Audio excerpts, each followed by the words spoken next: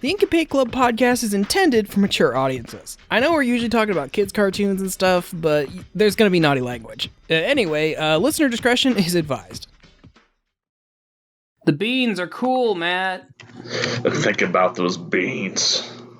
My cat is under me. He's got beans. He doesn't like when I touch them.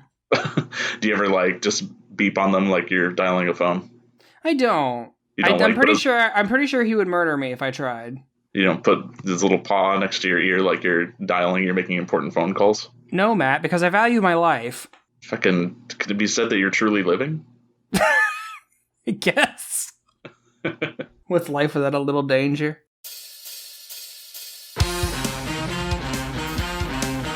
You're listening to the Ink and Paint Club podcast, a proud member of the Geekly Grind Podcast Network.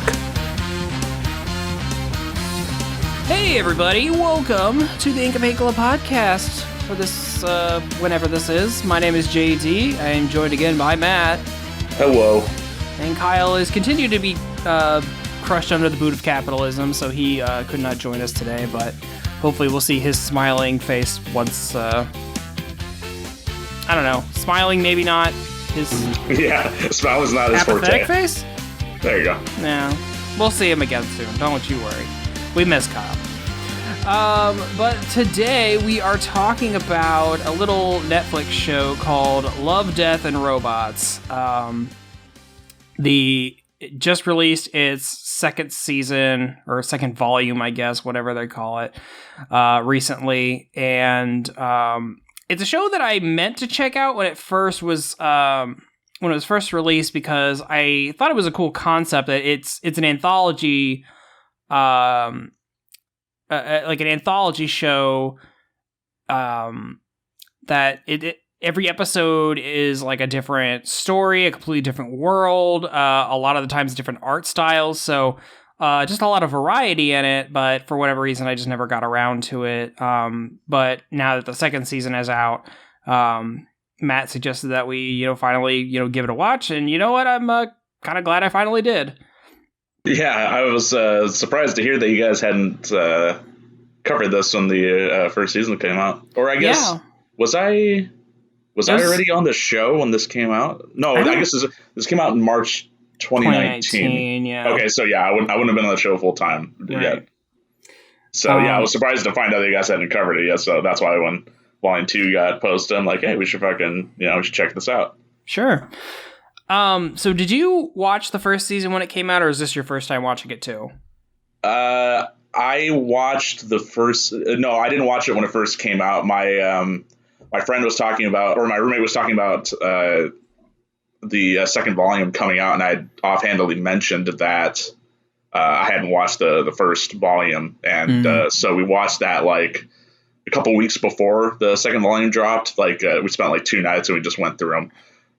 And then we watched Volume 2 like the night after those 8 dropped. So I fairly recently just watched it for the first time myself as well. Okay. Yeah. So I mean, it's a very interesting show. It's executive produced by David Fincher, who's a big name in the Fight Club, Seven, Panic Room, and bunch of different.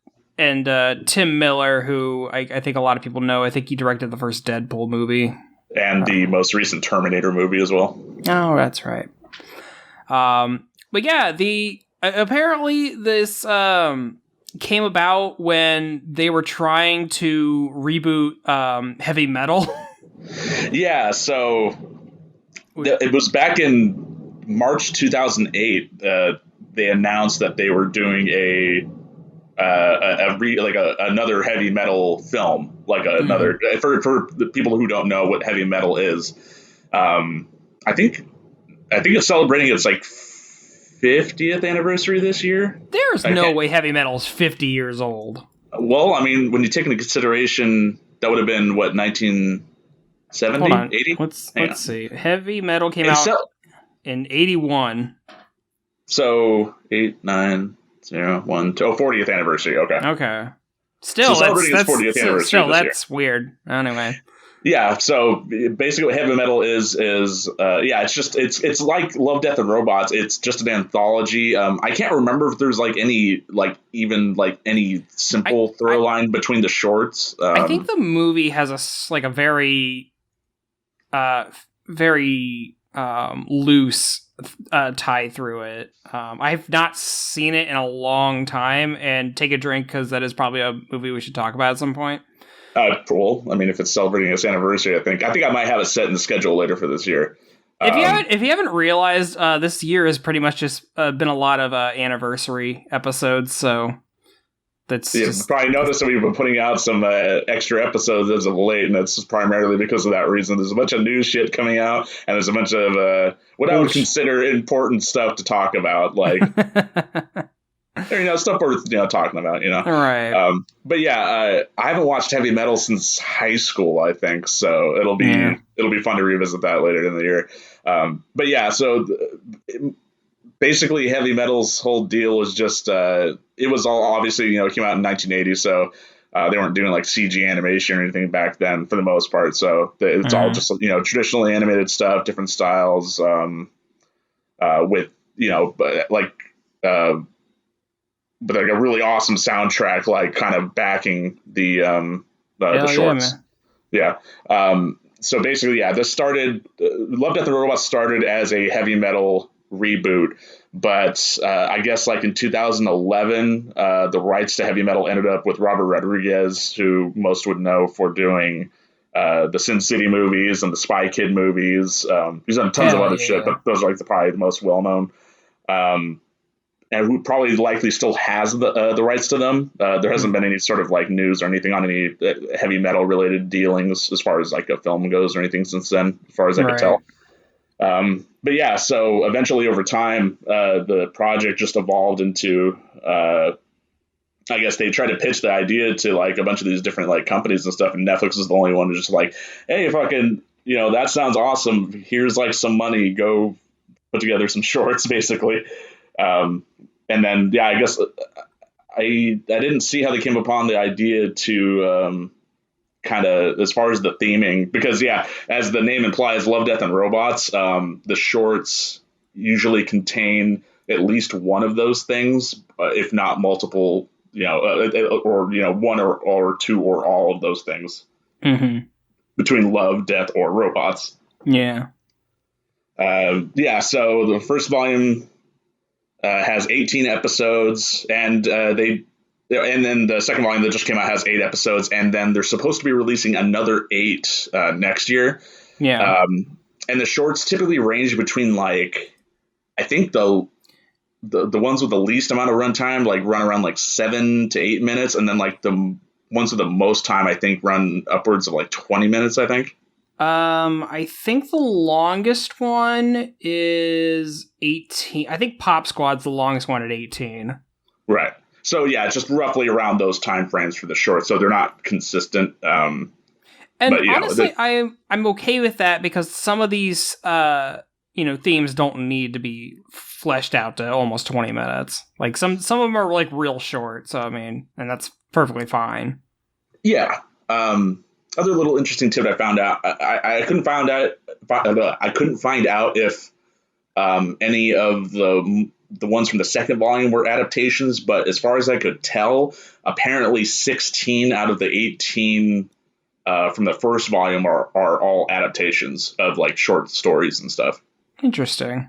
I didn't see what 2 weren't, but yeah. So predominantly these are all adaptations, and I think Tim Miller did story passes on all of them specifically for the shorts. And then the actual studios that developed the shorts were able to just sort of work from that and kind of tinker with them as they went to sort of suit their needs for doing the shorts. Right. And then the other interesting thing to note is that if you go on Netflix and you see the order that these episodes are in, they might be different from somebody else's. Yeah, because I actually had to ask Matt about this because I was watching it and I'm like, okay, that's great. But then I went on Wikipedia while I was in the middle of watching it and I'm like, why is the Wikipedia episode list not the same order that I have it. And so I asked Matt, is like, is this the same for you? And yeah, Matt told me, like, you said there's like at least 4 different orders for this. Yeah, and it's funny because the only reason why Netflix even detailed that there was just like 4 different orders that they could be in was because apparently there's a rumor going around that the episode orders were dependent on what Netflix perceived as your sexual orientation or something. It was something dumb like that. But yeah, I guess Netflix had to come out just like, no, this is not us trying to do like some sort of, I guess, like some social engineering or something. Like, no, it's just 4 different episode orders and stuff. Yeah, so from what I can understand, I think me and JD have the same episode order, and then 2 of my roommates at my house, we have the same order, and then one of our other roommates has a different order from us. So that's how we were able to tell for sure, like, okay, that's not just like a rumor or anything. Well, I guess it would have been pretty easy to tell if it was a rumor or not. You just ask anyone online, like, hey, like, for instance, and I guess by extension, JD's, our first episode on our list was the short 3 robots, and then for the volume 1 anyway, first short's 3 robots, and the last one is Zima Blue. So that might be different for, if you're listening out there and you go on Netflix and check it, it might be in a different order for you. So yeah, which is to say that it doesn't really matter because it's an anthology. So it really doesn't matter. And they don't have any ties to each other aside from the theming. Right. And for the purpose of today, for the episode today, we're just going to go off Wikipedia's list. And we're not going to talk about every single one either. No, we're sort of talking about our favorite I think ones. we're going to get to most of them, but there are a handful that I think Matt and I just didn't care for or just weren't as interesting. I'm going to be real upfront about it. If anything involves the military or Space Marines, I kind of checked out, with one exception. Well, like I told this to JD yesterday. I'm just like, even at what I would call Love and Death and Robots weakest, I would still say that it's pretty good. It's just that with some of the premises that some of these shorts have and some of the visual styles that some of these shorts go for, some of them just sort of like fall by the wayside as being just okay. And so it's not, they're not really, like we probably won't mention them here, but that'll be more incentive for anyone listening to sort of just check out the show for themselves, because we won't be talking about every single one. I mean, even as disinterested as I was in some concept, I still watched them. There is only one that I kind of zoned out watching that is not on our list for discussion tonight. What was the one? It was Life Hutch. It's the one with Michael B. Jordan in it in the 2nd season. I kind of zoned out for that entire one. Like, it started going on with some space marine stuff, and I'm like, all right, I can check my phone for this one, and then I kind of just looked up periodically. Yeah, well, I mean, I'll give the short this. I mean, they captured Michael B. Jordan's likeness extremely well. Okay, so we will talk about this as we'll go talk along. About the visual wizardries some of these shorts do. There is one that really fucks with my brain. That'll be towards the end. Okay, so in the interest of time, we should probably start getting on with talking about these shorts. And so, since we are gonna go with the Wikipedia order, let's go ahead and start with Sunny's Edge. Okay, so Sunny's Edge, that was the one with the... So basically the conceit of this is that there is an underground fighting ring where combatants can mentally link with these monsters and fight in these underground fighting circuits. And you've got this young woman, Sunny, who is going up to a fight with her monster, and a man approaches her saying that hey, I'll give you all this money if you throw the fight, but it's kind of informed to him that Sunny is not doing this fight for money, she's doing it for personal reasons. There was some sexual trauma in her past that's kind of led her to doing this. And yeah, you kind of get to see a really badass monster fight where, fucking Sunny's monster pulls a fucking Sub-Zero and rips a monster's head and spinal cord out. Yeah, this one reminded me of, I never watched the movie, but just from what I understand of the premise, it reminded me of oh shit, I was gonna say Pacific Rim, but that's not what I'm talking about. You're It's talking about Real Steel. Real Steel. That's what it was. Hugh Jackman's in that movie, right? The Rock'em Sock'em Robots movie. Yeah, that's what the premise. That was what this one kind of reminded me of in I concept. Can see that, yeah. Except instead of robots, it's fucking monsters, which is pretty cool. And I think the reveal is that Sonny is actually the monster, right? That was the whole point of that one.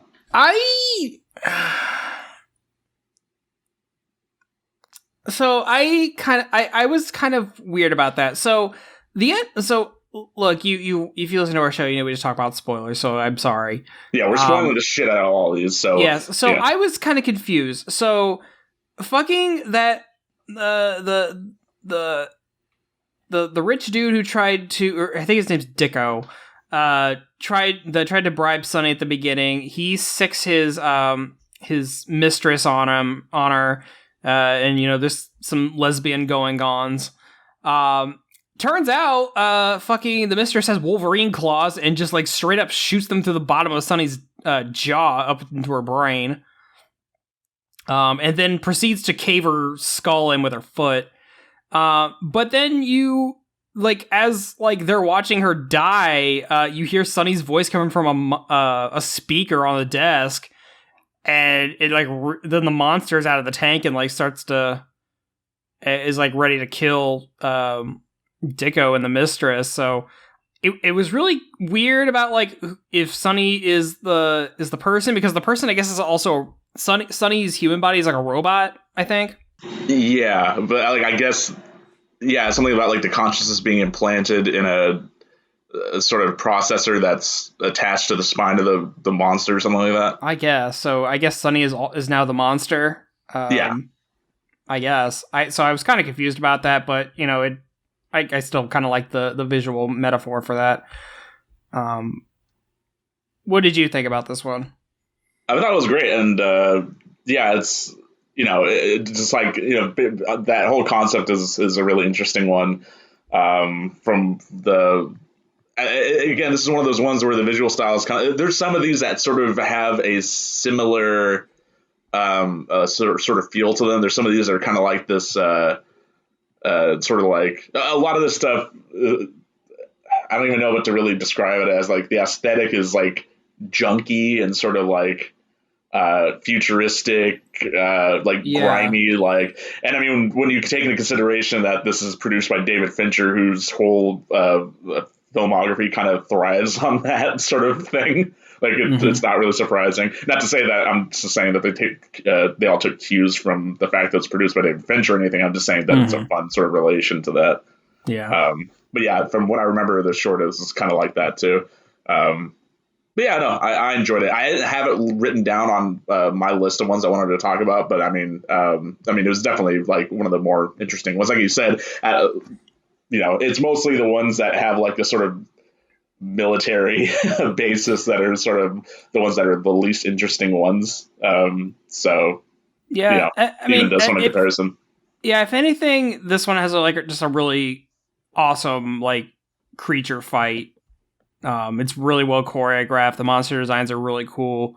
I fucking love that Sonny's monster rips the other monster's arm off, and then from the monster thing he has a bone switchblade in his arm. Yeah. Yeah, no, the fighting is I just love it. What I love because I rewatched it the day after, because I had watched the first couple episodes in bed one night and I was kind of half awake, so I tried to rewatch this with my wife the next day. So I actually watched this one twice, and I had the subtitles on, and I didn't realize that after the fight, one of her friends is complaining in the background about the bone blade, and he's like, "Well, I thought we couldn't use metal in that." And it's well, it's not metal, it's bone. It's how did they get that in there? So. And I will just say, I'm sorry, darling, to out you like this. My wife hated what she saw of this. I could not watch it with her. She asked me to turn it off. Because she is a little, my wife is just a very empathetic person, so she does not like, gore and violence, which this show is just drenched in. Was she okay with the robots getting taken apart? In which one? No, I mean just in general. Like, is she okay with like non-human viscera? It really depends. Well, I guess that's a good cue to go into our next one. Because like Matt said, the first short that was on our Netflix was Three Robots, and I'm gonna say this is a bad primer for what's to come.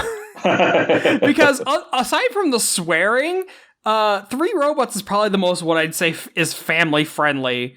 There's no blood, there's no massacring. It is just three robots exploring a post-apocalyptic city and taking in the sights and trying to learn about human culture in a very funny way. Yeah, no, it's really funny, like the character interaction between three robots, and it's like you got like this a little one, like a sort of like monolith, the one that talks like in a computer voice, and then you got like one that's kind of like a more standardized, like sort of android that's like he's like upgraded from like a Xbox basically. So the little orange one says he's from a proud line of baby monitors. Oh, that's what it was, yeah. Which I love that the fucking monolith one is like, well, it's not a lot of babies. Like, yeah, we kind of sucked at our job. Well, then the whole thing being like by the end of because they come across a cat in some point of the short, and then by the end of the short, it's revealed that humans genetically modified cats to have opposable thumbs, and I guess that's what might have inadvertently led to the extinction of the human race.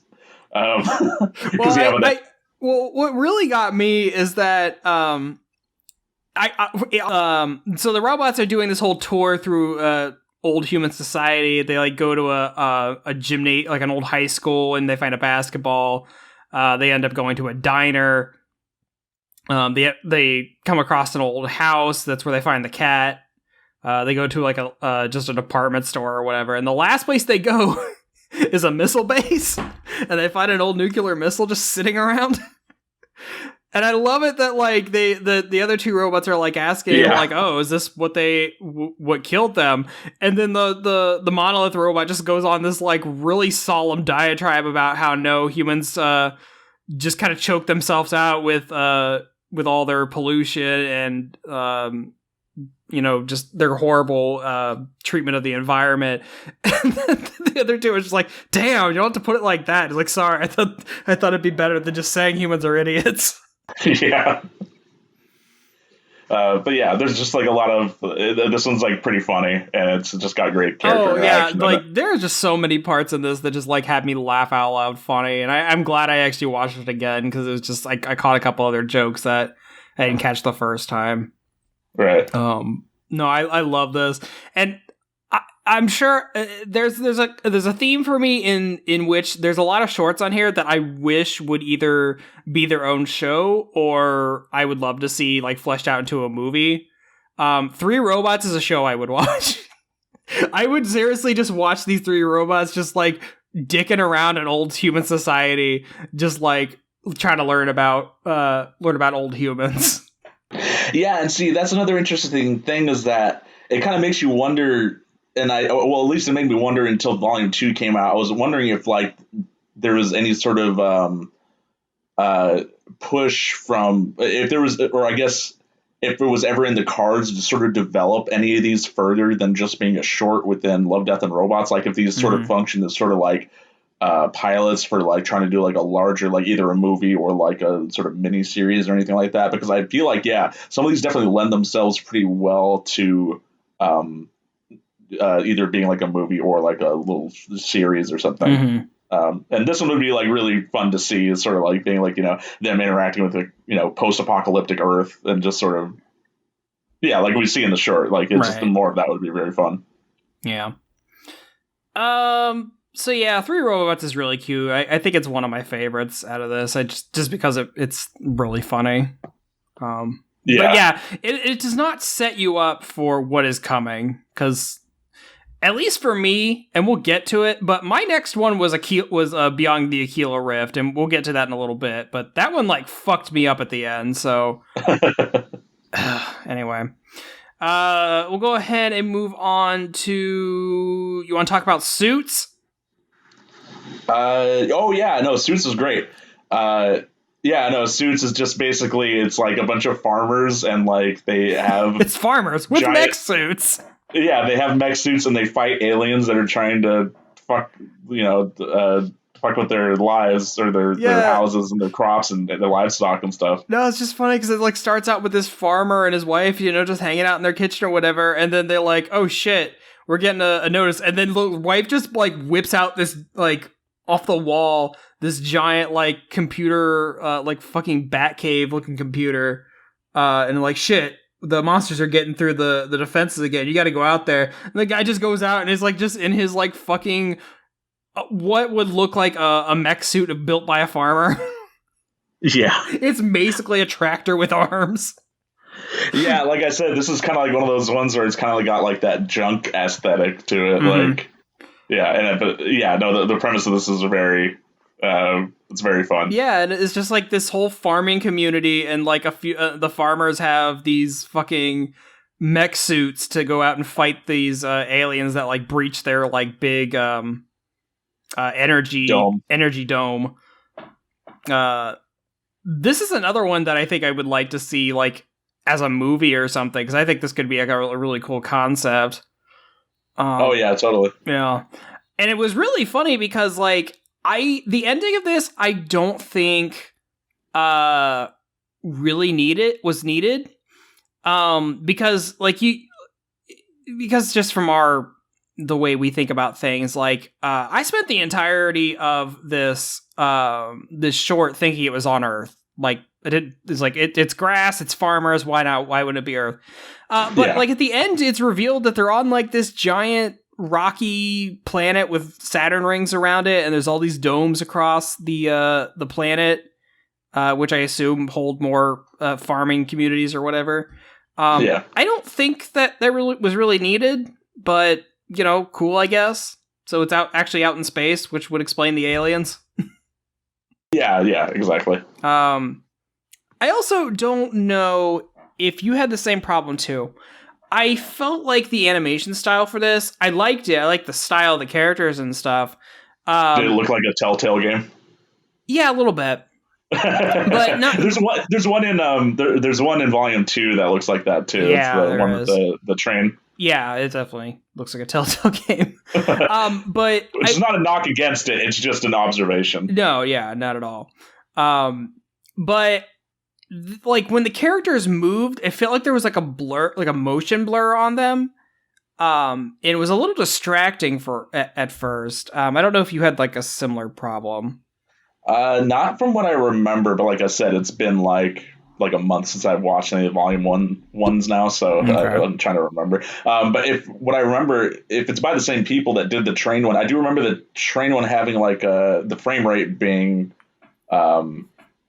interesting, to say the least. Like a lot of fluctuations and stuff. I'm not sure if that's what you're referring to for this. I'm not really sure. It kind of went away after a while, but yeah, I don't know. But no, I just really like this one. It was cool. It was cool to see like this whole farming community, just like, but kind of futuristic, and getting to see like these junky mech suits. I don't know. I just thought it had a neat aesthetic to it, and kind of an interesting twist on it. So yeah, definitely. Yeah. What did you think of Sucker of Souls? So this is the one that made my wife make me turn the show off. I like this one. It was, so a lot of these are just like really good like CG motion capture animation. Suits was more cartoony, but like Sunny's Edge was really heavily CG. There's a few where it gets like into real Uncanny Valley territory, but Sucker of Souls is 2D. It's kind of almost like in an old, almost reminds me of like some pulpy comic book stuff, at least for its setting. Yeah, it's got a kind of a simple art style, and I kind of dig it for that. Yeah, like up until I actually watched Love, Death, and Robots, the only thing that I had seen from Love, Death, and Robots was like a GIF of the scene where the dude gets like killed by the demon, and like it's like just layer by layer, like his skin and muscles and like its skeleton, like yeah. So that scene was like really gruesome and whatever, but I love the creativity of that kill. For the fact, yeah, you just get to see this fucking intern's head just split open in like 5 different layers, and then become a blood fountain. But yeah, it's like this archaeologist hires a mercenary, and he's got a little intern, and they are just like looking through this old tomb or whatever, and they find like the actual Dracula, except Dracula is like some weird hell beast, not like a dude. And they find out that it's that Dracula is afraid of cats. Yeah, so it turns out Dracula, it gives him like indigestion or like acid reflux when he fucking eats cats, so he's like afraid of cats. So there's just like this cat wandering around down in the catacombs. When he like comes up, he like just throws a cat up at him, and he just like slinks off. Yeah. And what just fucking kills me is like all of the fucking pussy jokes they make after that is like, my life, my pussy saved me a couple times too. And then like, Dracula comes back and is like trying to bust down a door, and the mercenary guy's like, "Where are the fucking cats?" Because there's a second one down there too. And it just like pans up to the rafters where the 2 cats are fucking each other.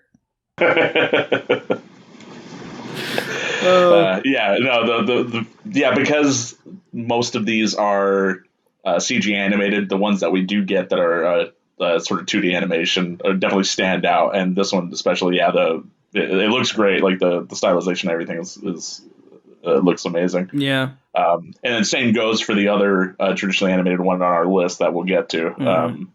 But yeah, no, this is another one of those ones that I wouldn't mind seeing more of, like these characters, because just they play off each other like very well. Yeah, you got your bumbling scientist, the snarky mercenary group that's protecting him, his intern. He just gets a different intern every week that dies, trying to find all these like cryptids and shit. Yeah. Yeah, Sucker of Souls is fun. It's just it's fun. It's pretty funny at points, but it's also very grisly. The way the demon fucking tries to murder things. Yeah, it's funny to me that that's the one that made Mel leave, because this being one of the traditionally animated ones, you'd think it would have been one of the ones that are like done in super realistic CG that get like very like lifelike. To be honest, hold on, I gotta look back on Netflix. This was just like after like probably 6 or 7 episodes of just like Grizzly Murder. Right. Because like, hold on, I'm trying to pull up the fucking my actual list. So where did Sucker of Souls? Sucker of Souls came after like the fucking Russians trying to fight the demons, and Sunny and Aquila Rift, which we'll get to, which are all like fucked up in all their different ways. So this is just the one that broke the camel's back, I guess. Right. Yeah, that's only like a few episodes in on that playlist. Right. So next on the Wikipedia's list, anyway, when the yogurt took over, this was the first one that my friends showed me. Because they were like, oh, which one would Matt enjoy the most? And they're like, oh, they probably really like it when the yogurt took over. Okay, I do take it back. This is probably the most family friendly one. Yeah, no, it's this one for sure. So basically the idea behind this one is, and I'm not sure if I necessarily agree. I don't think this is my most favorite one, although I did really enjoy it. Maurice LaMarche. He's doing his Orson Welles voice. He's doing his Orson Welles voice that everyone loves so much, and basically is narrating like a bunch of scientists like inject super bacteria into some yogurt, and it becomes super smart, and basically over the course of the short it takes over the Earth. Well, it's trying to be helpful. It like knows the answer to all of humans' problems and like presents it to the president and like, okay, if you follow these instructions to the letter, you will have a utopian society. But because humans are dumb, that they fucked up. Did you like how the yogurt took over the state of Ohio? They did. And what I find really hilarious is that when they don't, they gave them the state of Ohio to take over and do their research. But when they fuck up, when the government fucks up and the country and the world are like just kind of left to poverty and all this, Ohio's the only one left standing. It's like Ohio becomes the utopian society. You would have been well off, JD. Right? I'm gonna survive, bitches. But yeah, basically by the end of it, they become like a space-faring yogurt, and they leave Earth behind. In yogurt cup-shaped rockets. Yeah, it's a very silly one. It's very fun. The characters are all like these sort of like short, like blocky, sort of not like Legos or anything, but like like a Playmobil or something like that, like they're just it's a very simple character designs. The humans have like very cutesy designs. They all have like these big eyeballs and like big bulbous noses. Yeah. It's a very kind of derpy character design, but it's cute. Yeah. But yeah, no, this one's definitely, this is like the one on the list that you can like have your kids watch. Yeah, definitely. It's just silly. Yeah. Which is fine. I think it's a good breather episode for like all the fucking murder. Yeah, exactly. And okay, so next is the one that you name dropped a few times. Episode. Okay, so yeah. I really like this one. I think because of its twist ending. So it's just about this space crew who is like just delivering cargo or supposed to, and they're gonna go through this wormhole to go through their thing, but to do that they have to go into like cryo sleep. They wake up, they're way off course, they're at this space station that is just out in the middle of nowhere. But for some reason, this lady that the main character Tom knows and had a thing with, she's just there working the station, like whatever, and it's just like the mystery kind of builds up, and I'm like, is this real? Like, why is his old girlfriend here? And I just love the fucking turn on it where he like learns that like, okay, this isn't real. What is real? And he like begs the person operating the simulation that he's in to like show him what it really is. And it turns out he's actually so far from Earth that like 150 years has passed. And when he gets out of the simulation, turns out like, yeah, he is like all skin and bones. He is like has all this raggedy hair. His crewmates are long dead. And he is just in a giant spider's nest in space. Yeah.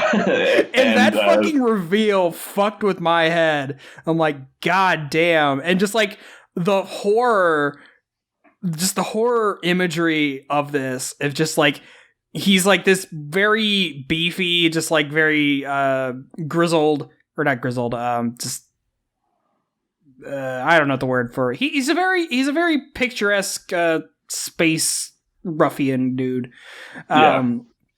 Your Han Solo type. But to just like see him immediately when he comes out of the simulation immediately become like this skin and bones, almost zombie like state. And just like his ship is dangling up in a bunch of webs and just red shit. It is you see the pods of his crewmates across from him, and they are just decaying. And then he sees the caretaker, and is this giant space spider. Yeah, man. Yeah, the short is definitely something else. But also just because of the. Man, the likenesses on these on the like human characters and stuff. Okay, they're like, yeah. This is definitely where my Uncanny Valley journey started. Because this is the second one I had, which was why I said that yeah, like I said, 3 robots is not a good primer for this to be the second one. Right. But yeah, just like a lot of these shorts just have these very, like, I didn't think we had this kind of technology where, man, there are some shots that if you just pause it, you wouldn't know that it's not real actors there. I mean, obviously it's probably motion captured, but like, it's all CG, but it looks basically real. At least the people do. It's very impressive in that regard. Yeah. And it's just like, when did we get this technology and where has it been? And will we use it for good? Yeah, really. And it's just one of those things where, the short's like one of those, on the longer end, it's like 17 minutes. Mm-hmm. So I'm wondering if this is one of those ones where, I guess with the budget that they must have been allocated for this short, if they're able to, just put everything they could behind just making it look as real as this. Because I'm not sure if this is the same team that does the one in Volume 2 with Michael B. Jordan. Because, like I said, the likeness on that one also looked very realistic from what I remember. No, they're different. So that's the other thing. Okay. That's the other thing I don't think we mentioned is that a different, not every studio has a different, every short has a different art style, but a lot of shorts are all done by different animation or visual effects studios.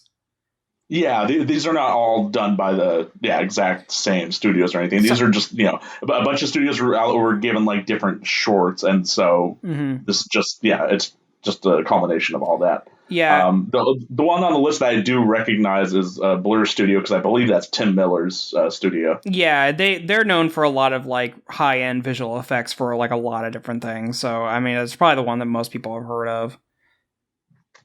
But it's I'm sure there's some people who know some of these studios. Blur was the only one that I was even vaguely familiar with. Yeah. But I mean, like I mentioned, I would say that even the weakest shorts of Love, Death, and Robots, I would still say that none of these are not visually impressive. Oh no, everyone is visually stunning in one way or another. Yeah, in different respects. You've got the ones that look like very realistic. You got the ones that are just stylized very well. You've got the ones where the character designs are looking like, perfect, or like, the ones that do traditional animation that, like I said, they just all excel in different areas, and it's all very good. Mm-hmm. So yeah, Keeler fucked me up. Good job, guys. Let's move on to one of my favorites, Good Hunting. Yeah, Good Hunting was definitely like at least like top 3 for me. I think. Yeah, for sure. It is very well done. This is one of those other ones that's done traditionally animated. Yeah, it's about this like father and son who are basically demon hunters in China, and they're hunting this shape-shifting fox demon who basically entrances men, or men are entranced with them, and then they go visit them every night. But it turns out that so the father slays the mother fox demon, but the son happened to come across one of its pups and decides to not tell its father about it. So which leads them to later in life kind of becoming friends. I couldn't tell if there was a romance in between them, or it was just a strictly friendship. I don't think it really matters. Well, I mean, I'm sure there's certain elements of it there. But yeah, so basically the whole short is just them basically growing, basically them. It's more of them adapting to the world, modernizing. Because so this basically has to do with the British colonizing Hong Kong. Yes, but with a little sci-fi twist a little bit there. Because there's a lot of steampunk, which was sort of very strange, because up until that point, I'm like, okay, this is there's some supernatural elements with the fox demon, but this is kind of following a little bit of history, because it shows that the the Industrial Revolution has reached China now. There's trains, and the I think Liang is the boy that grows up, and he grows up to like be a train engineer. But I love that he meets back up with the fox demon who he sees walking through the city. This is like after steampunk inventions have been introduced. Like we have steam robots now because reasons.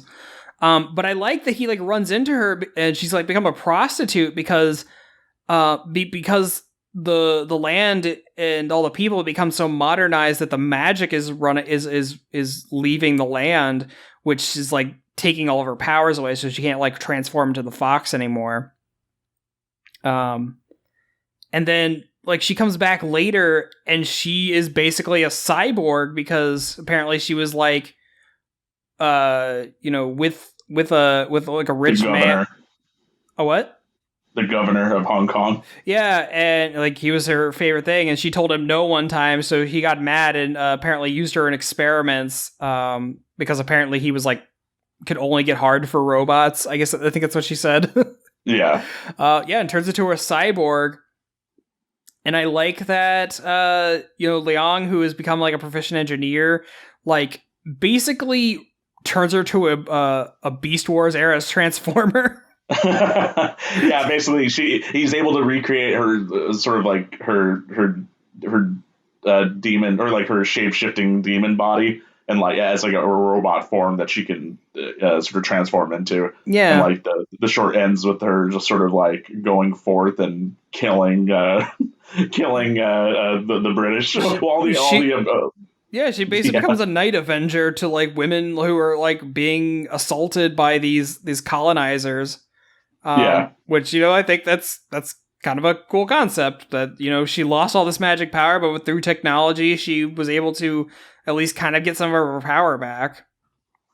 Yeah. God, this is another one that I would really love to see expanded into like a full feature or something like. I mean, just from the animation alone. Is like this is really well done 2D animation. Like a lot of the face.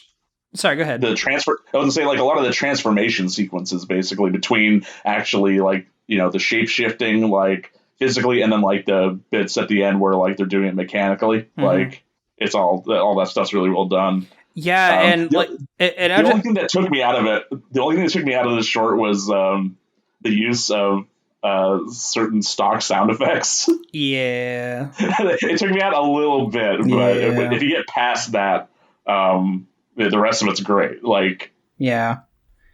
And I just want to give like special shout outs to like just the facial animation of this like really drew my attention. Like it's almost Disney level like animation at some points. No, I really like this one, and I think they did a really, really good job with it. Yeah, no, it's like I said, definitely it's like one of the top sort of segments from Love, Death, and Robots for me. Mm-hmm, for sure. Let's move on to the dump. This might have been like the second or third one that I saw. But the concept of this one's very simple. It's just there's a guy who has a house at the dump, and a city inspector comes to sort of like try to remove him. And the whole short's basically just talking about it's him like regaling a story of something that he found at the dump, and it's just like it was some night where him and his buddy were just sort of relaxing, like it's a fucking summer night or something, and then like. Some creature makes itself known and like it kills the friend, and like it turns out it's like this weird like muck creature that sort of merges with like all the surrounding trash. Mm-hmm. And this dude who lives at the dump just basically befriends it, and I can't remember the exact thing that he says in the story, but it's basically like he's able to live at the dump because anything that he'll ever need always ends up at the dump. Yep.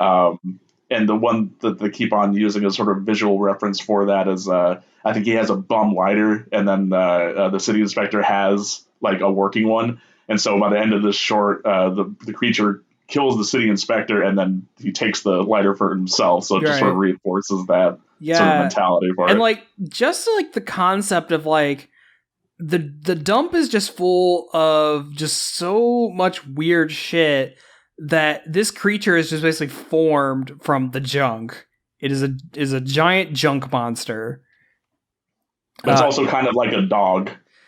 Well, he says that it absorbs the traits of things that it consumes, and it did consume a dog at one point, because you see like the dog's head like leach out of it, which is really kind of it's kind of a creepy visual, but it is immediately followed up by his friend who has been absorbed to it and is basically zombified to the side of it, like making weird mouth movements.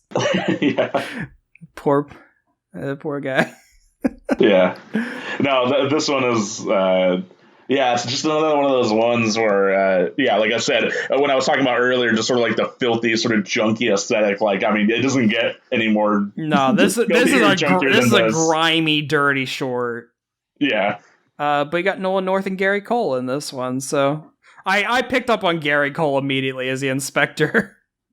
Yeah, I know Nolan North is in one other of these shorts. I can't remember which one off the top of my head, but I'm sure we'll get to it. I think it's one of the volume 2 ones. Yeah, there's a lot of like voice actors in this. There's a few celebrities, mostly in the ones that I did not care for, as I found out. At least the ones the celebrities that I recognized. Sure. Yeah. Let's move on to Helping Hand, which I honestly can say is probably the most tense one for me. Oh my god, yes. Okay, I'm gonna just say I had not really thought about it, but I think one of my fucking fears now is being stranded in the void of space. Well, at least the chances of that happening are very low. It's very low, but like but not zero. Like I haven't seen Gravity, but apparently it's kind of about that, and I don't think I can sit through that for 2 hours. Yeah, no, this one is tense as hell. Basically, it's it's this astronaut who just gets like stranded like in space and is like tethered to because she like goes up to fix a satellite, and she's out there, and they have like propulsion units on their suit, so it's like what she can always just jet around out there, so I guess she doesn't really need a tether, which come on, man, have a backup. But like this for this exact reason. But it's just like it's just one of them. It's a 1 in a million shot where this screw is just like floating around in Earth's orbit, and fucking everything in Earth's orbit is like rocketing at hundreds of miles an hour.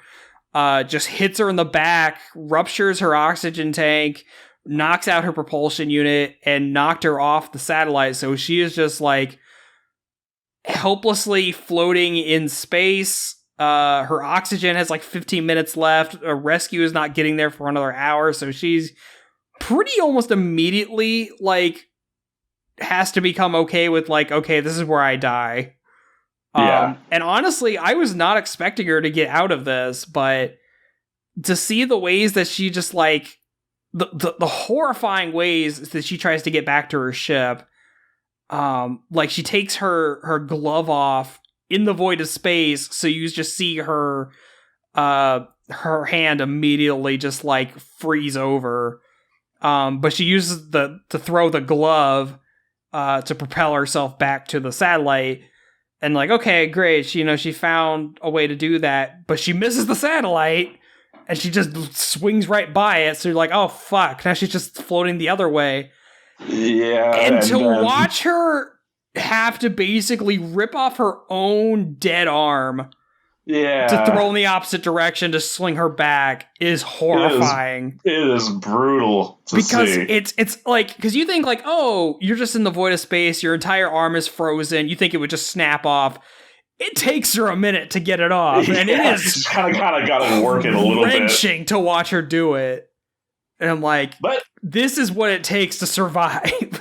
Yeah, it works. It works out. She's able to get back on the freaking on the station or a ship or whatever. Yeah, but she got a stump for an arm, but she's like, it just like it says like her reaction and the way she's taking it, you can tell that she's like kind of fighting back some panic, but she's like trying to treat it like, oh, she's just gonna go back to work after this. And I'm like, bruh, I would just get like $1 million in workers' comp from this and retire after that. I'm going back to land and never going to space ever again if that happened.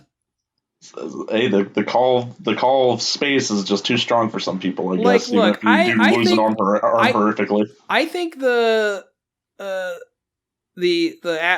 aspect of viable space travel for normies is interesting, and I think I would, like, if commercial space flight was available, I think I'd go for it, but like, nah, man, I'm not going out there unless I am like 100% like, you can bring me back inside.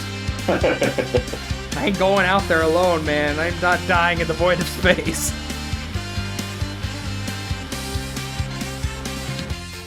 Jeremy Snow here, owner and editor-in-chief of The Geekly Grind. I'm interrupting your awesome, regularly scheduled programming to ensure that you know about our Geekly Grind podcast network, of which this show is a treasured member of. If you haven't had a chance to check out our site, you can do so at www.thegeeklygrind.com, and while you're there, check out the other members of our steadily growing podcast family, including the anime-centric Blake and Spencer Get Jumped, discovering new heroes and comic book keepers with Chris and Lance, exploring the vast universe of geekdom with Geeksploration, or of course appreciating animation's finer details with the Ink and Paint Club.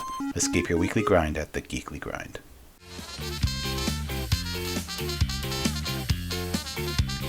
You want to talk about Fish Night? Yeah, I really enjoyed Fish Night.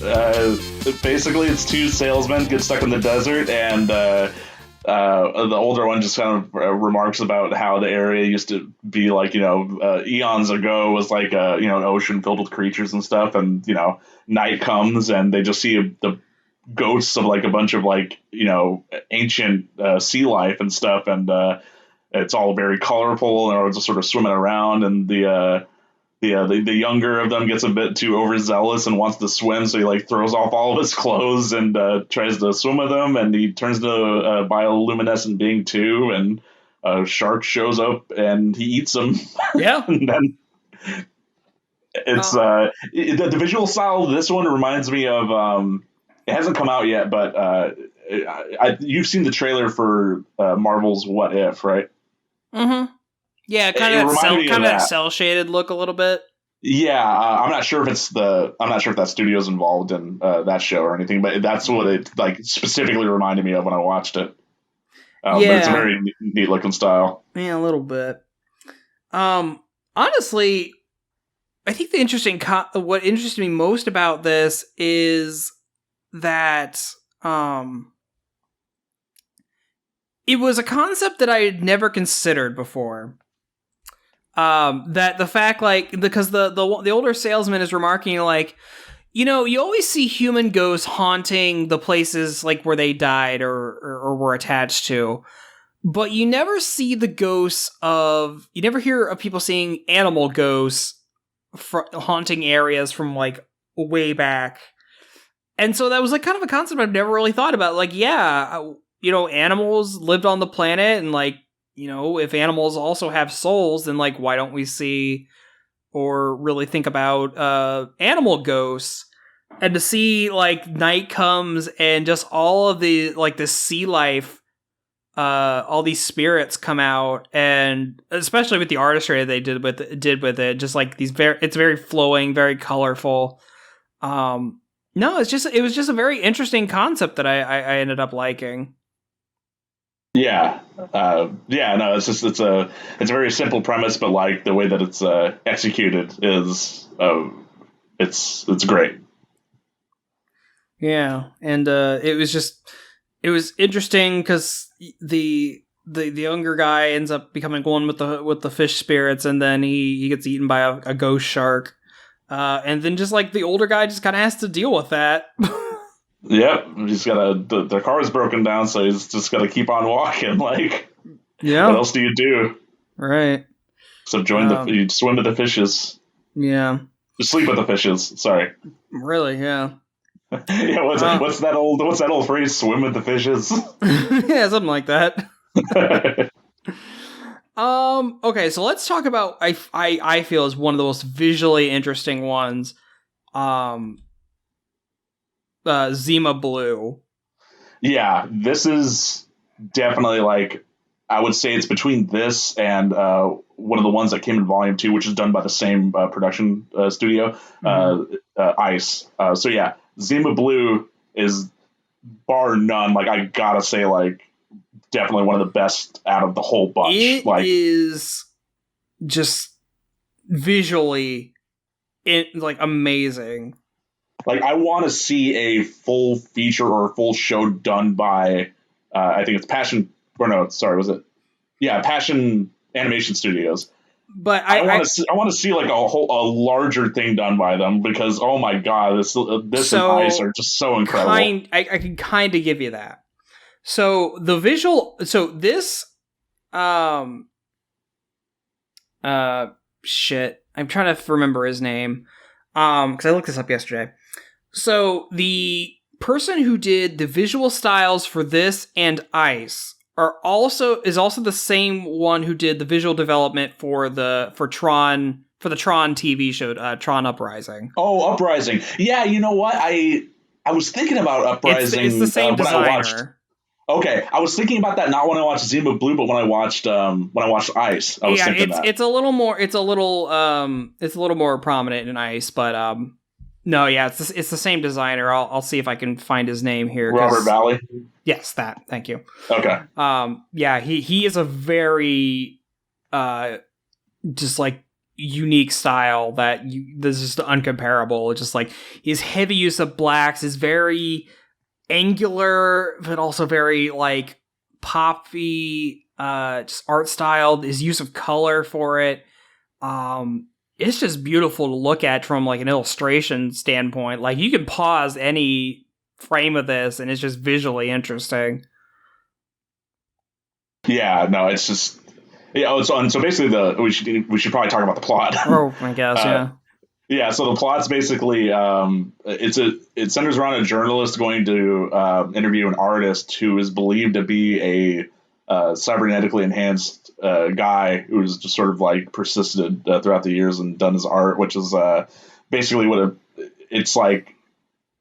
It's this very specific shade of blue that like keeps on getting bigger and bigger in the center of the canvas, like as his works, like, you know, as they progress and stuff. Mm-hmm. Only for like, what was it like? The biggest it ever gets is like this giant like planet-sized like screen, like. But yeah, basically it's revealed that he is not a cybernetically enhanced man. He is actually a robot who's evolved to be like a very advanced android. But it started as a cleaning robot, like a pool cleaning robot. I like their explanation for it is that this woman who is like a really brilliant inventor, she made a very simple robot to go around the outside of her, the inside of her pool and clean the tiles. That's all it was designed for. But then she just over time just started adding more and more things into it, and just like we gave it an AI so it could make its own decision about how to clean the pool and just all this. I think it said like the inventor died, so the robot just kept changing hands and people kept adding more things to it, and just over time it just became what we know as this artist. And he has decided that like, I'm going to do my final work. And it's a big event, and it's a big swimming pool. Yeah. And I just like that he says he's like just done all of his things. He had a body built to experience all of the harshness and all the beauties of the universe, and he's done all that. And so he's like, I just want to go back to the simplicity of my old being, where it only had a single task, which was to clean a pool. And you see him jump into the pool and just like start detaching his entire pieces of his body until he is just the cleaning robot again. And then he just goes back to cleaning the pool.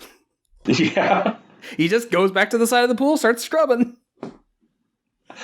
Yeah. God, this one is so good. Yeah, and like, I just like, if you're gonna watch like one short out of Love, Death and Robots, I would say this is the one. So my wife didn't want to watch anymore, but there's a handful of here. It's like, okay, this one is visually interesting enough you need to watch, or it's not bloody or gory enough. Like I definitely want to show her Good Hunting. I definitely want to show her Zima Blue.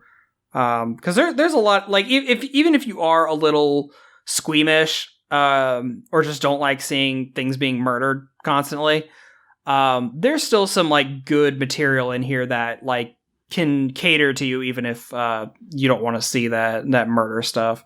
Which I totally get. Some people are like that. I'm kind of like that if it's, like, live action a little bit, but when it's in an animation, I can kind of let it go. Yeah, or even if it's, like I was saying earlier, like when I was mentioning with Mel, if it's like, some people are just squeamish in that way about specifically gore related to humanoids, but like if it's something like robots where you kind of make you can distant attachment to it. Yeah, it's like I'm not gonna go out and watch Saw. Because that's kind of where my line is, like torture porn stuff. That's kind of my line of where what I'm okay with gore. I don't get down with that.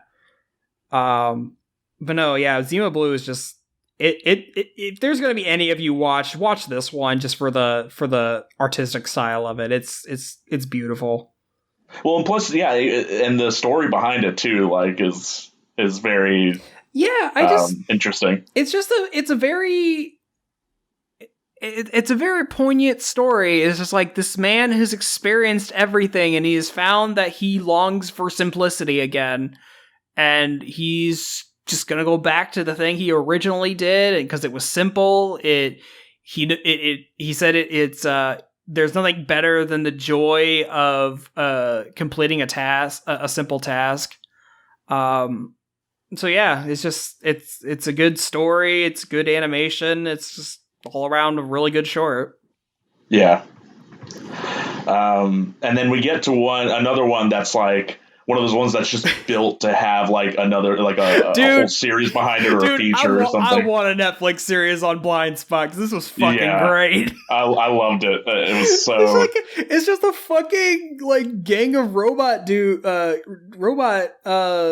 people that are trying to heist a convoy, and you got your leader, your cool leader guy. You got the big heavy guy. You got your Fatale girl in there, and then you've got the tiny rookie guy, and just like the shit that these guys go, like shenanigans that they go through to like fucking heist this convoy truck to get like a microchip or something out. You just watch them just like being destroyed and just mashed up, trying to get their way. They got to fight through like guards and a giant robot that comes out of it. And it's all very like snappy and fast paced. I love the character designs in this one. The character interactions as well. The writing is very. Oh yeah, it's. I love the banter between the gang, and what gives me hope that like, oh okay, I can totally see this as a thing. Is that like everyone dies except for the rookie. The rookie's the only one who makes it out, and he's like having this existential crisis, like, oh shit, my whole gang died. And then a fucking hologram of the big guy comes up and he's like, yeah, I cried my first time too. And it turns out no, their fucking handler that's been following them is just like this little boxy robot. He makes backups every time they go on a mission, so if they die, they just rebuild them. Yeah, no, it's built to have like, like to have more come out of it, like even as like a series or something. Like I could just see episodes of them just like going on fucking jobs, and like some of them die every week, and then they're just back next week because it's already built into the lore of the world that they could just do that. But no, like I think what really brought me to this one originally is just like as soon as it launches up and you see all the characters and like the visual style for this one, like I was hooked immediately. And then it's like, what? It's a bunch of cyborgs trying to pull a heist. Like I'm fucking in, and they got like all these like Mad Max-esque like cars that they're chasing it down with weapons and shit. And I'm like, yeah, I need more of this now. Yeah, no, this is if I wanted to see like any of these turned into a series, like I think this one's for sure like the one that I would put my back behind. I'm about to say, Netflix, if you're listening, which I doubt you are, but if you are, Make more of this, please. If you're gonna make a show out of any of them, I want this one. Yeah, and then we come upon one of the ones that's actually directed by Tim Miller, Ice Age. It's the only short to feature live action. Yeah, and specifically in that regard, it has Topher Grace, who you mostly probably know from that 70s show or from Spider-Man 3. Yeah, I was going to say, hey, he's in Spider-Man 3. Yeah. He left the 70s shows to go be in Spider-Man. And then Mary Elizabeth Winstead, who most people know as like Ramona in Scott Pilgrim, and she was also like in the Thing remake. Yeah. And then I know she's like in another movie that's coming out soon that's like kind of like has the same premise as Cranked, where she's like poisoned, and then like she has a time limit where she has to find the cure, and like she just has to beat ass the whole time while she's. Okay. It looks pretty neat. I can't remember the name of it at the moment, but yeah, she's starring in that. Yeah. But yeah, so basically this short is this couple, they get like this antique refrigerator, and they go to open it, and they find a whole civilization in their freezer that sort of is like progressing like at an alarming rate. It is like they open the freezer and they're already in the Middle Ages or like the Renaissance era. Or it's like a medieval area, but the entire society is just moving at light speed. You just see all the people like shuffling around like super fast, like they're the Flash or some shit. But every time they close the door and they come back like an hour later, society has just progressed so that much further to the point where they get to like modern society, and I just love the fucking nuke drops and like Topher Grace is just like atomic blasted in the face that it like gets like sunburned. Yeah. The idea behind this one is very very funny. It's funny. It's silly. I like that fucking society advanced so far that they like, I assume, warp themselves to a different dimension or something, because it like they build this giant like device with a glowing center, and then it like shoots out all these glowing bits and stuff, and it sucks itself back into itself and just disappears. Yeah. And I just like how sad he is when he's like, oh, they're gone. Oh. And then like, okay, well, we'll clean this out in the morning. And then they come back and fucking society has restarted itself over. We're back into the like fucking caveman times where we have like pre-humans, little monkey men fighting T-Rexes. Yeah. I mean, listen, I'd be pretty bummed too if the people that lived in my freezer, like, fucking, if I had thought that they'd made themselves extinct only to find that they, Topher Grace was fucking sentimental from the get-go when he like goes in there to get an ice cube. He comes back and finds a mammoth in it. Yeah. And when it thaws out, he goes and buries it in a plant. That's what it was. Yeah, that's right. I feel like he's not trying to have like this solemn moment for this dead mammoth, and fucking Mary Winstead is like, well, at least it make good fertilizer. And then she walks away.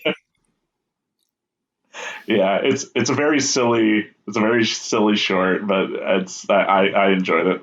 Yeah, I liked it, and I think this is the one that I remember like seeing trying to be sold on the show, with just like this them having this tiny society in their freezer. Yeah. You wanted to talk about alternate histories, right? Yeah. I really enjoyed this one too. It is really fucking silly. Yeah. So basically, it's multiversity. It's like a research program, like in the future, I guess, that is able to show you basically what would happen if certain events in history transpired in different ways. And so the basis behind this whole short is basically showing, how would history play out if Hitler would have died in his youth, and how that would have individually affected things dependent on different ways that he died, and like just how close together they happened or something like that. I just like that the death of Hitler is actually the demo for the program, because it's it's such a popular search. Yeah. It's not even the full program. Yeah.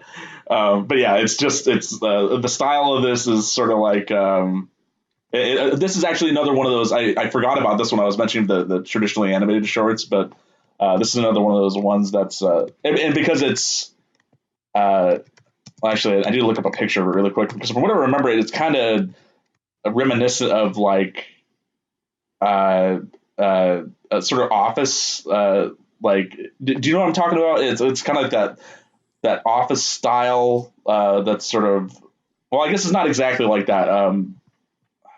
Just like the art style for it. Yeah, but like, have you seen those? Like, they're used for advertising, but yeah, no, I definitely get what you mean. It definitely looks like something I've seen in a commercial, which I think I think a lot of these studios like have like done like a lot of commercials, so it doesn't surprise me. But yeah, like this definitely looks like it could be used for like Office Solutions commercials or some shit like that. They're very simple, very noodly armed characters. Exactly. But they just come up with like a lot of really just ridiculous ways that like fucking Hitler died. But it always starts with him coming out of the Art Institute. And it's like the very first one is just very on the nose, where he like almost runs into this little girl, and he starts yelling at her, and then this gang of Hasidic Jews just come up and beat the shit out of him.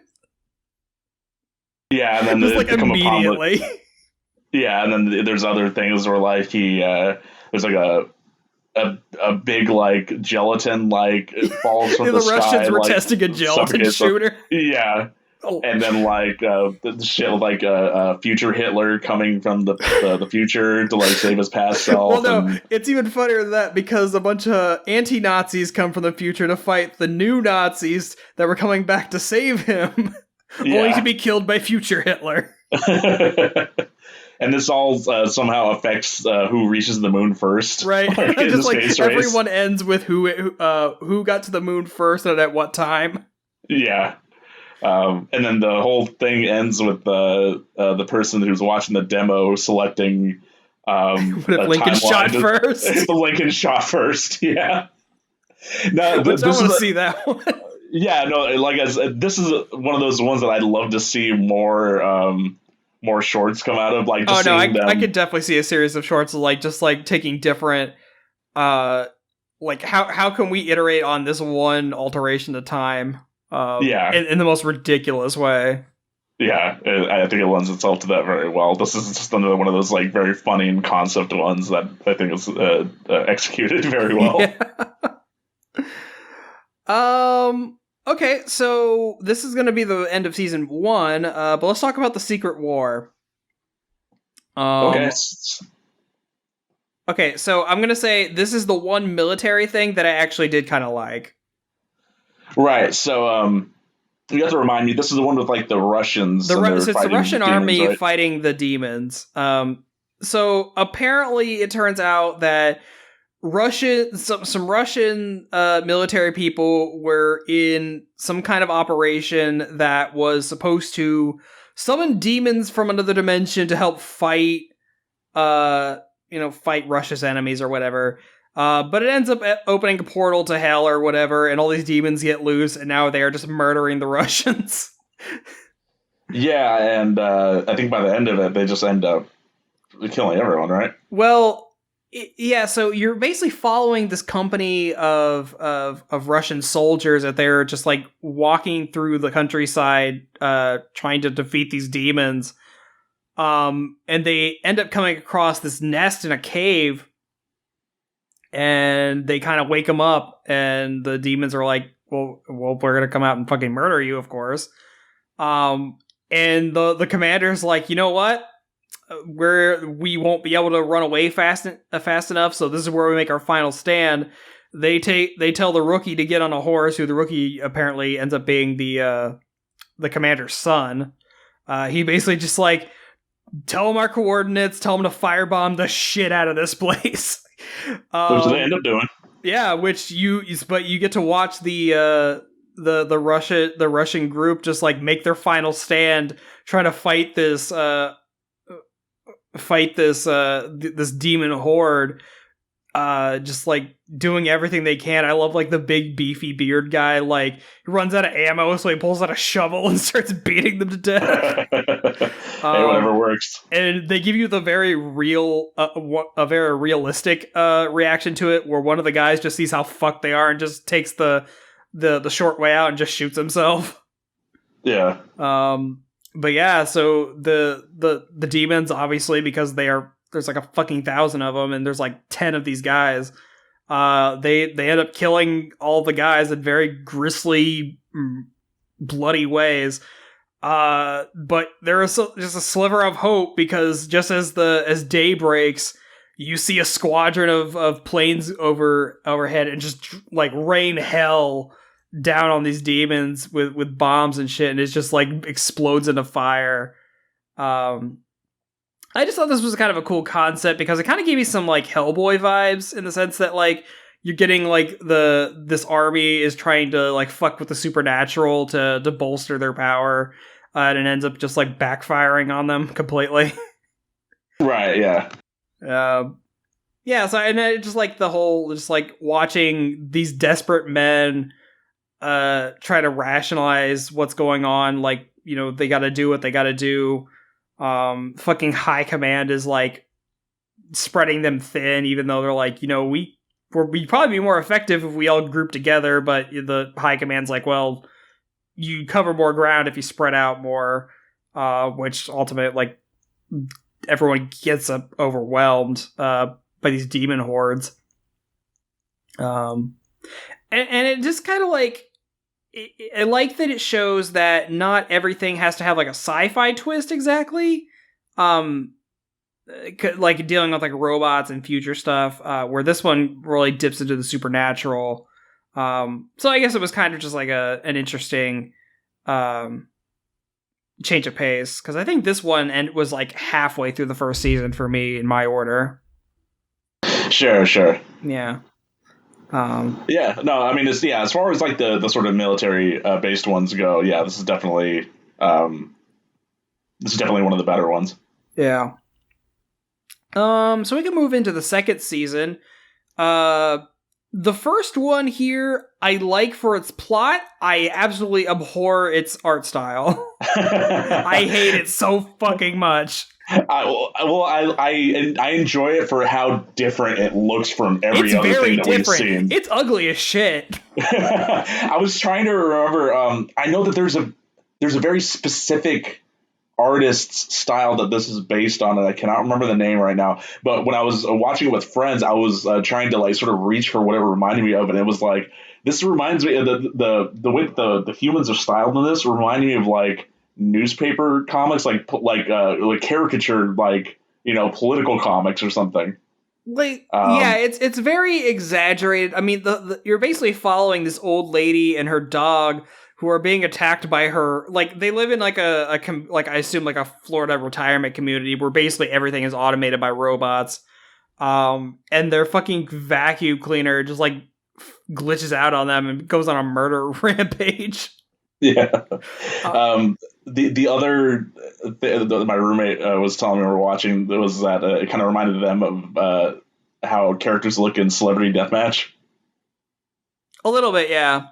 Yeah, it's like I said, it's just it's like a very caricature-y sort of like visual style, but I don't hate it. It is definitely, I can see why it wouldn't sit well with some people, but I kind of like it. It's just because it's just so unusual. But I think it plays against the sort of sterile nature of like the robots very well.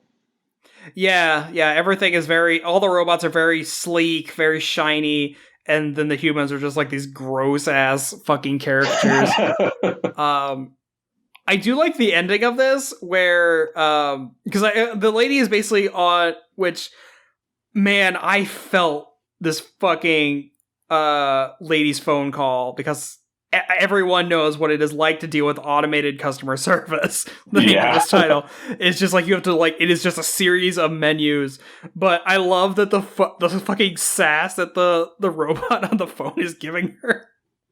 Yeah, like about the bit about like trying to throw her dog to like distract it. It's telling her to like throw shit at the robot to distract it so you can turn it off. And it's like keeps suggesting throw your pet at it.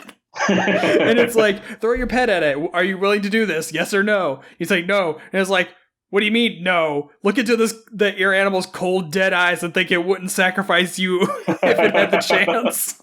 Yeah. And she just keeps and I like she like swears at it. And it's like, we're noticing high levels of profanity. We're going to put you on hold until you chill. And it's just like the fucking like very passive aggressive way that the automated voice is giving this lady, and how like frustrated she is trying to deal with this while also trying to not die from this fucking vacuum cleaner that, just has a laser in it for reasons. Yeah. And it's just like the guy on the phone even explains that like it's gone into like pest mode where it will purge mode where it will be able to like murder small rodents, but also maybe pets and some humans. Yeah, she inadvertently kicks off this robot uprising by the end of the short. And it's like it's all kicked off because like the robot like wants a picture frame on a table in a certain place, but she keeps moving it back. And then she like scolds it for doing that, like, you're being very naughty. And it just sets off this chain of events where he just goes on a murder rage.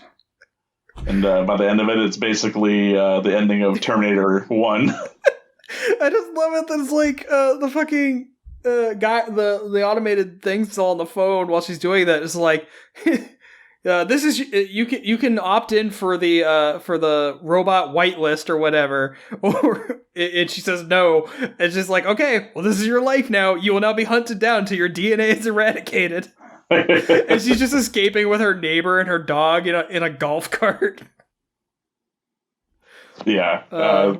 This is a very, very fun sort of start for this next volume of shorts. Yeah, this was a great way to kick off these shorts because it's really funny. I just really hate the style they went with, but I can get past that, I guess. Would it help if you knew the team of directors that directed this go by the Meat name Department? The Meat Department, yeah. I kind of love that, actually. Yeah. Oh my god. And then we get to what is arguably probably the best out of Volume 2. I did mention it earlier when we were talking about Zima Blue, but this is done by the same guy, Robert Valley. It's called Ice, not to be confused with the one from earlier with the live action called Ice Age. Right. But yeah, this was just called Ice. And the concept on this one is a bit more out there than Zima Blue. Well, I guess not really more out there. It's just... It's not as straightforward, I guess. Yeah.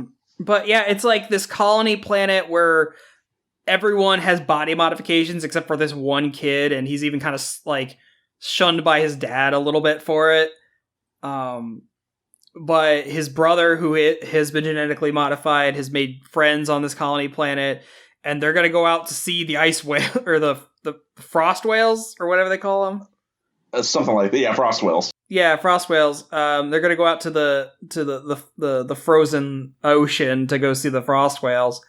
And yeah, it's just you see this kid who has been ostracized for not having body modification to be genetically modified to like try to keep up with all these people who have just been enhanced and like ultimately kind of earn their respect. I don't know. It was nice, and it's got a really interesting design, just like Zima did. Yeah, and I'm not certain on which out of the two that I enjoy more. Just because I guess they are so different in concept. Yeah, but I mean, because Zima is a lot more action based because of the when the frost whales are trying to breach. They're trying to run away so they don't like get fucking destroyed by the whales breaching. Whereas Zima is very more subdued. It's very calm. Yeah. So I guess just whatever you're more in the mood for. Yeah. I guess. Yeah. They're both very visually beautiful. Just great design work all around. But yeah, like they're very, very different tonally. Yeah, totally. Mm-hmm. But yeah, no, it's another one of those ones that's just it's so impressive, and if you're gonna watch any of the shorts out of Volume 2, like definitely it's this one that you should be checking for out. sure. I would recommend this one highest in season 2. Yeah. So I want to talk about Pop Squad for a sec. Okay. This is one with the detectives and the... So I like this one because it has a really interesting premise. The world has become... It's the future. The world is overpopulated, but science has figured a way out to become immortal. But to gain access to this drug of immortality, you have to give up your rights to procreate. Like, you're not allowed to have kids anymore because you were an immortal. And obviously, if we have an overpopulation problem, we don't want to bring kids into it. So it follows this agent, or this detective, who is basically part of a division that hunts down these people living in squalor who have opted out of the immortality and to have children and are bringing children into the world. And like the opening scene is kind of fucked up because they raid this rundown apartment complex and find this woman and her 2 young kids, and they arrest the woman and take her into custody, and our main character like straight up shoots the kids. Just to take them out of the world. But so he's in a relationship with this opera singer, and she has to go in the next day for her next dose of like immortality drug or whatever. And they get into this conversation, this kind of playful back and forth, and she says something to the effect that, you know, if they were allowed to, she'd let him get her pregnant because, you know, that's just kind of the relationship that they have. Yeah. And that kind of sets off a thing in his mind where he starts to like, you can see him start to question like whether this is the right thing to be doing. And you see him like track down this woman who is living with her young daughter in a shack in the middle of like a ruined city, and ends up like he talks with her about like why she's doing this, like why would you want to put yourself in danger? Why would you want your child to live like this? And like you just see this woman kind of explain it, like, having children makes life worth living. And I'm not saying that is true, because I know a few friends that, that is not for them. And I know children is not for everybody. But I get you're trading one thing for another, and each of them can ultimately make life worth living depending on who you are. So I like that this detective is like, you see him, you see him question it, and ultimately he decides to spare the mom and the daughter, which I thought was kind of a nice turn. But he immediately leaves their house, and his partner has caught him there, and they ended up shooting each other. So it was kind of a bittersweet ending, that he's like kind of coming to this revelation, but he is ultimately gunned down before he can really do anything about it. Yeah. But, at least it achieved, saving those two at the very least. Mm-hmm. And I think it just kind of speaks to, you shouldn't have to trade one for the other. I get it from the world is overpopulated, and so I get that. I get the concept behind the trade that people can make, but to basically demonize the people that want to opt out, I think it's just kind of the interesting part of that. Something interesting I just found out. Apparently, the director on Pop Squad is Jennifer Yu Nelson, or Yu Nelson.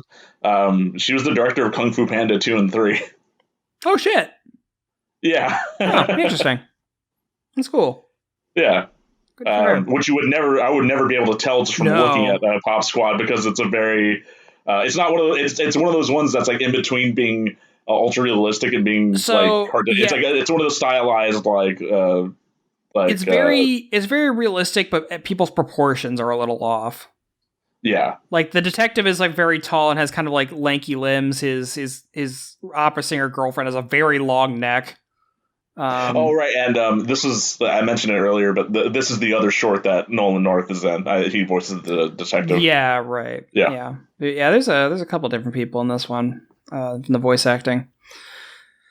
Let's move into the one that I want a movie about. Which one is that? Snow in the Desert. Okay. So this one is about an immortal albino bounty hunter. And he's just like, he's being hunted down by all these other people because the government wants to, or just all these different people want to kill him and take his DNA to basically unlock immortality. Which, another immortality kind of theme thing, but in a different context. Yeah. He's like, this woman who is from like the Earth, Central Intelligence or whatever, basically wants to like have him come willingly, so that they can study him, to make the immortality thing for good. But he's also being hunted by like other bounty hunters to like take him to God knows where. And I like this reveal that the fucking woman that he meets up with is actually a cyborg. So man, I would fucking watch a movie about an immortal bounty hunter and his cyborg girlfriend. Just beating ass across this like fucking planet where like you can't really like stay out during the day because the sun is so fucking intense. Yeah, no, as far as like these I know, and God, this is another one of those ones like the one that you were name dropping a lot earlier, the Aquata, what was it? The Beyond the Aquila Drift. Drift. Yeah, this is another one of those ones where like it is the look of like the characters is so realistic. Yeah. Like, this is what I want to talk about. This is the one that fucked me visually. I messaged you while watching this, like, this has to be real actors. This isn't CG. Because like there are some spots I can kind of tell, but like especially like the albino guy, like it just looks like a real person. It doesn't look fake. I couldn't see the seams and it messed with my brain. I'm like, I'm looking at this. There's every sense of my body is telling me this can't be real, but it looks real. And I don't know, man. It's like, I don't feel comfortable that we have this technology. Evil things will be done. I would say evil things are already being done, but not even like, if you're concerned about like the likenesses of people being sort of emulated. There will be evil things done with this. If the lightest edges, we're going to resurrect dead celebrities and you won't even know that they're not real. Well, I mean, we're already there with sort of like the whole deep faking technology. Like, this is deep fake taken to another level. I don't know. I think that might be kind of lessening what the people that did this short were able to achieve with it. I'm just saying that this one, if it is in fact all CG, because I could not find information about it. JD's still not convinced that it's... My brain will not allow me to accept that this is not real. Like, yeah, and I guess it's one of those things where because they had one short that actually did have live action, now it leaves you wondering, like, well, shit, are any of these other ones actually like? Well, it was very obvious that Ice Age has live action bits, just from the way it's shot. And what really messed me up is like, okay, I was trying to rationalize in my brain, like, okay, is this real? Is this real actors?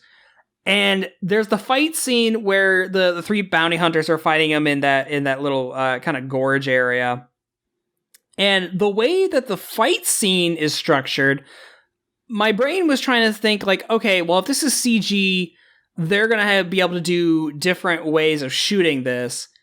but it is cut like how a Hollywood movie would cut a fight scene, where it's a lot of cuts between punches, and I'm like, okay, well, that's a live action film editing technique. Would you really need to do that with CG? But it's like, if this is CG, would they still need to do that? And that's where my brain kind of ran into a wall. It's like, it fucks with my brain, man. Like, I need to know. I need to see a fucking... You know how some, in like some special features, they'll show you like the wireframes or the basic animation untextured, and they'll just like show you layer by layer how it's built. Yeah. I need one for this episode because I need it to be rationalized in my brain. It hurts my think hole, sir. Yeah, no, it's visually impressive for sure. Oh yeah, but yeah, no, like I think the world that they built in this one, I would watch a movie about this. That'd be kind of cool. Yeah, no, I would definitely not be against that for sure. Yeah. Let's move on to the other telltale looking. The tall grass. Yeah, the tall grass. Which so when I just have a bad habit of just like not just letting a story unfold itself. I'm constantly like trying to make up where I think it's gonna go. Yeah. So I totally assumed, okay, so it's like about this guy, they're on a train, the train stops in the middle of this fucking field with tall grass, and he gets off to see like what's going on because he sees all these lights out in the field, and the conductor even walks by and like, hey, you should go back onto the train, you shouldn't be out here. And he's like, well, I can stay out here and have a smoke while we're waiting to go, right? He's like, okay, well, but just don't wander off. And what does he do? He immediately wanders off, like almost immediately. Yeah. But what my brain was thinking, like, oh, he's going to wander off into this tall grass and he's not going to find his way back. But what I thought was going to happen is that he's actually shrunk when he goes in there. So he's actually really fucking tiny. And then, like, that's why he can't get back. Right. But no, it just turns out there's these fucking faceless demons out in the field waiting to murder people. Yeah. Fucking horrifying monstrosities. God, it's one of those things where the conductor is telling him, or basically at the end of this thing, he tells him that this happens a lot, that the train like breaks down in this exact spot, and it's like it might be opening like a portal to like a different world or something, and that the monsters might just be other humans that got lost in the tall grass or something. Yeah, but like he specifically says to not go in the tall grass, but he doesn't specify why. And I feel like if you just said, "Oh, there are demons out there that will kill you," like, well, it would have deterred anything. I feel like that's kind of explained where he ends up rescuing the passenger, and he brings him back, and he gives him the explanation of like what he thinks going on, and he basically tells him like, it's probably better you just don't tell anybody. It's not like they believe you anyway. So it's like, yeah, but like, the conductor even so, like, I feel like you don't have to say explicitly what they are. Just make up something believable that will conceivably get people to stay away from the tall grass. Just say like, oh, there's like packs of rabid dogs out there or something. Like, I like that he just tells him not to do it, because that's going to spark his curiosity to go out there anyway. But I like that it leaves the reveal that like, oh, what's out in the field? He like sees these glowing lights, and he thinks they're like, oh, they're these maybe there's like these playful things that just keep running from him. And then when he finally comes across this fucking demon eating something, and then it turns and sees him, and like its face rips open to a bunch of teeth, like that's a really good reveal.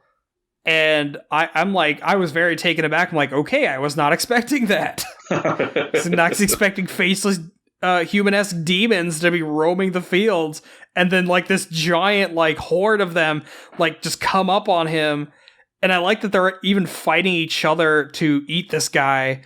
Yeah, because that's the reason he gets away, because like two of them just like, one pins him down, one comes and knocks that one off and starts beating the shit out of him. So no, I really like the visual style of this one. It's very, like, the textures are very painterly, is the only way I could put it. Yeah. Like the skin textures and everything, and all the clothes and all the character textures. It looked like it's been painted there and like brushstrokes and stuff. So, I do kind of agree. It does look a little bit like a Telltale game in the way it's animated.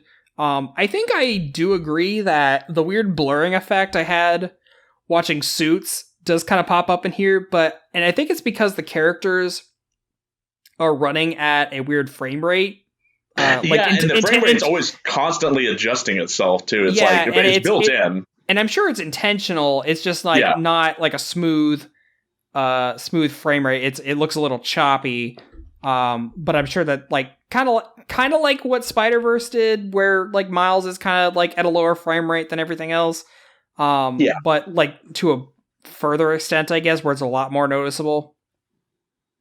But yeah, I like this one. I really like the reveal of it. It's just like a good monster story. Yeah. Speaking of monster stories,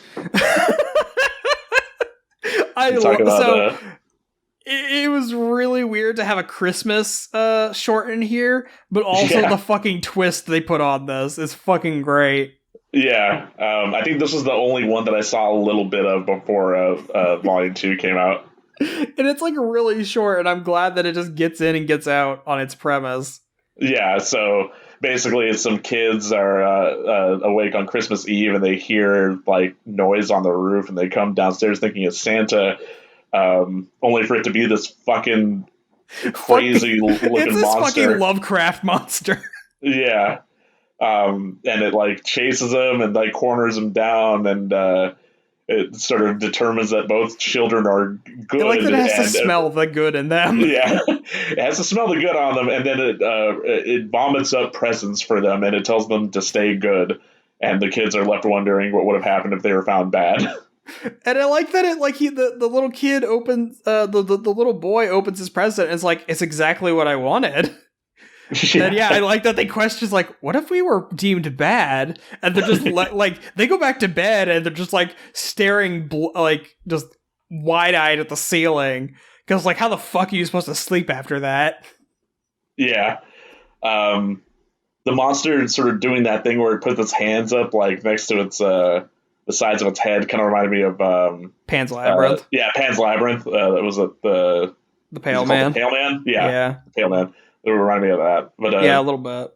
Yeah, this is like we mentioned. This is like, I think it's just 7 minutes. I think it's the shortest of this volume, but it's like like you said, it gets in and gets out on its premise, and like it's a very funny watch. Yeah, just like, and I wasn't even expecting the fucking demon. Like I was expecting something a little fucked up. Like I thought maybe it was Krampus or something. That's what I was kind of thinking too, but you just see like this mouth of teeth just like creep out from behind the tree, and the kids are like, "What the fuck is that?" And then it like knows it's there, and just like starts scurrying towards it, and it is this giant fucking red blob of a monster with hands and shit, and it's disgusting and horrifying. But I kind of like it. I kind of like it's just like a fucked up Christmas story. It's like, this is gonna traumatize these kids for life. Oh, you don't have to worry about it as long as you stay good. I know. I mean, that's a good deterrent. Like, I kind of it's like, what if I showed my kids this when they're older? And like, if you're not good, fucking the Santa demon is gonna come and like deem you bad, and I don't even know what's gonna happen there, but I can't be good. Yeah. I'm pretty sure my kids would be taken away by CPS real quick. So I think that'll bring us to the last one we want to talk about. I know we skipped over a few, but we just talked about the ones we found most interesting. Yeah, but like I said, it gives everyone out there more incentive to sort of just check out the rest. Because like I said, even though we didn't talk about them here, that doesn't mean that it won't appeal to other people's sort of sensibilities. It's just a lot of the ones that we sort of skipped over are sort of like more leaning on sort of military-esque stuff. Yeah. And it's just like, with how crazy in concept a lot of these other ones go, and how like visually different a lot of these other ones go too. It's just, they're more worth sort of covering for what we're trying to talk about here. There's one about like a space pilot who like has a very specific ship that everyone doesn't like because it's been deemed unlucky or whatever. Lucky 13. Yeah. Which I thought was very interesting, and that was the first one that I noticed a celebrity. I forget her name, but she was like in Orange is the New Black, and she's in that Handmaid's Tale show that my wife watches. And then obviously you've got Life Hutch, that has Michael B. Jordan in it. Like Shapeshifters, which is like the Shapeshifters has to deal with like it's like werewolves in the military, and I'm like, all right, whatever. They're gonna go kill the Taliban, who also has werewolves. Yeah, but like I said, I would say that even at Love, Death, and Robots' weakest, it's still very good. So I would say they're still worth watching. They're just in concept, they're just sort of like in comparison to a lot of these other ones that we talked about. I wouldn't suggest skipping any of them. I think they're all at least worth to watch, at least visually. But some don't hit as hard as others, I guess. Yeah. But then, we come upon our last one that we're covering here, which is the other short, actually done by Tim Miller, called The Drowned Giant, which is... I like the way this one is framed. It's like sort of a semi-documentary-esque. Yeah, it's like a National Geographic documentary following this, like, just research or whatever. So, like, the premise is, like, this giant, which is just looks like a regular-ass dude, but he's, like, 100 feet tall. He just winds up dead on a English beach. I was about to say, he looks like every, like, British actor. He looks like every, like, Matt Smith or... He is just a generic white dude. He's not like a fantasy giant. No, he's just a dude. A big, naked dude. Yeah. But, I just like it. It shows that, like... it washes up and it's like a big spectacle. Everyone goes out to see the giant. People start climbing all over him and just like messing with his dead body, which is kind of morbid. It's just sort of like defacing it and just sort of fucking around on it. And as time rolls on, as the sort of the magic of seeing this giant like just appear out of nowhere sort of just wears off, the giant, in addition to, decomposing over time, just falls into disarray where it's just being sort of graffitied on and people are like, squatting, like, fucking living like around the giant and stuff. Eventually, they have to like remove the body from the beach, and so they're like cutting it up into like pieces. It's like fucking removing a whale, a beach whale. Exactly.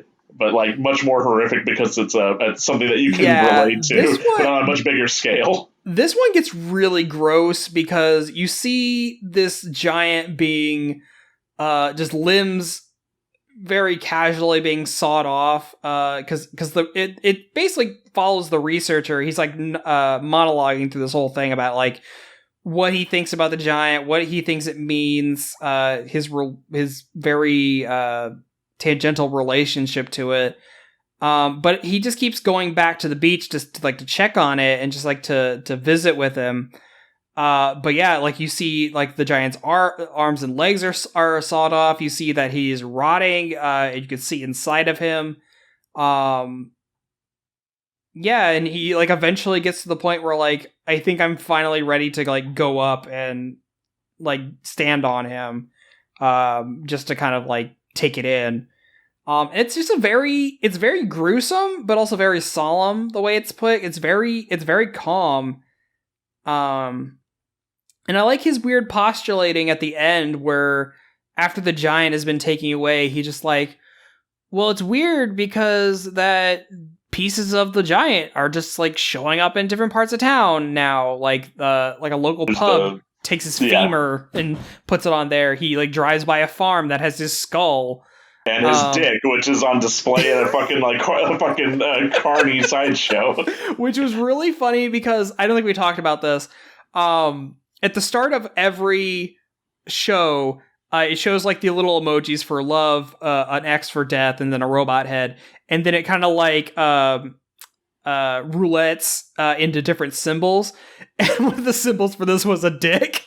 Yeah. And I was just waiting for like, okay, it's a giant. He probably has a huge dick. When are we going to bring this up? And they don't bring it up to like the very end where someone's taken it and put it in a sideshow. And this is the image that they close on for volume 2. He's even kind of like, it's even kind of